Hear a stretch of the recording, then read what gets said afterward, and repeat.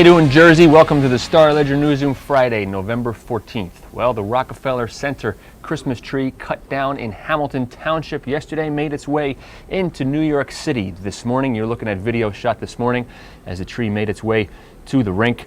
You know, maybe it's just the Jersey angle, or I'm not sure what or why, but this story is sort of tugging at my heartstrings a bit more than your usual Rockefeller Center Christmas tree selection story.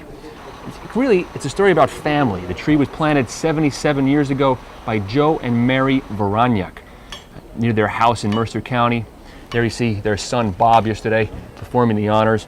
You know, it was the family's first Christmas tree. They had it in a pot in their house before they planted it outside, and their son said their mother doted on the tree and dreamed that someday it might become the Rockefeller Center Christmas tree. And now you see her dream realized, and that tree is going to be bringing smiles literally to millions of people, including myself, hopefully, when I make a trip over there.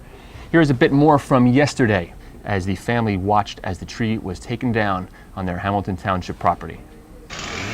The tree was founded back in 1931. Actually, it was transplanted. My mother put it out here as a landmark for this estate, this farm. It was 24 acres at that time.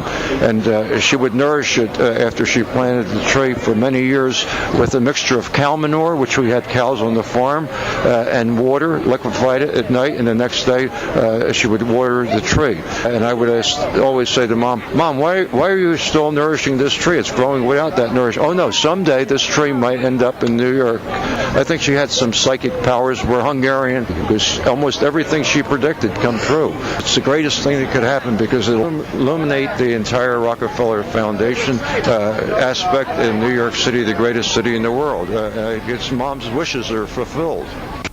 All right, here's another great find I stumbled upon this morning. The Rockefeller Center Christmas tree has its own website, thetreenyc.com. I got lost on this site this morning. It has all sorts of interactive features. There's a timeline where you can click on each year, see a picture of the tree from that year, and information about what was happening in history that year. You can see it there. I think when the show is over, I'll be logging back on there to peruse that. All right. Wow, yesterday a huge win for the Jets over the New England Patriots to take over sole possession of first place. And who would have thought when the season started, the way it started for the Jets, that I would be saying that? Our sports guys were there late last night with this recap. Check it out. So many places we could start, but why don't we start with Brett Favre? The Jets brought him in.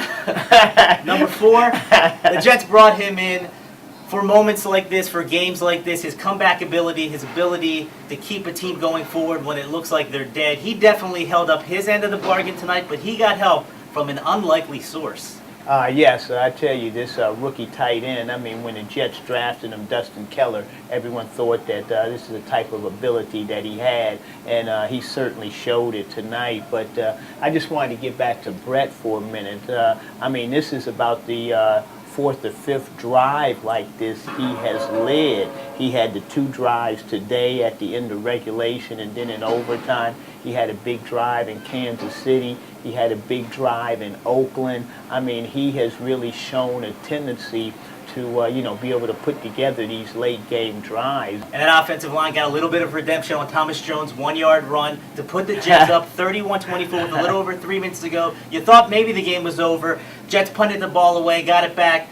The Patriots, with 1 minute and 3 seconds to go, and Matt Castle at the helm, engineered a drive that sent this one into overtime. And the play that sent him into overtime, Randy Moss touchdown, just a spectacular way to finish the regulation.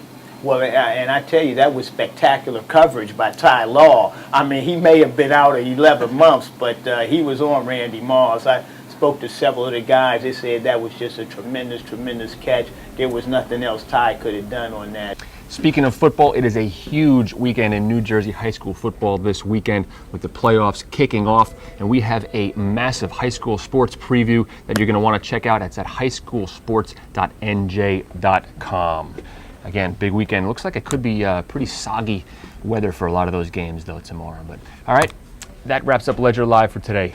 Keep in touch. We want to see your photos, videos, emails. Send them to us at ledgerlive@starledger.com. And also, we'd love to hear from you if you want to sound off on the news blogs at NJ.com. All right, Jersey, take it easy.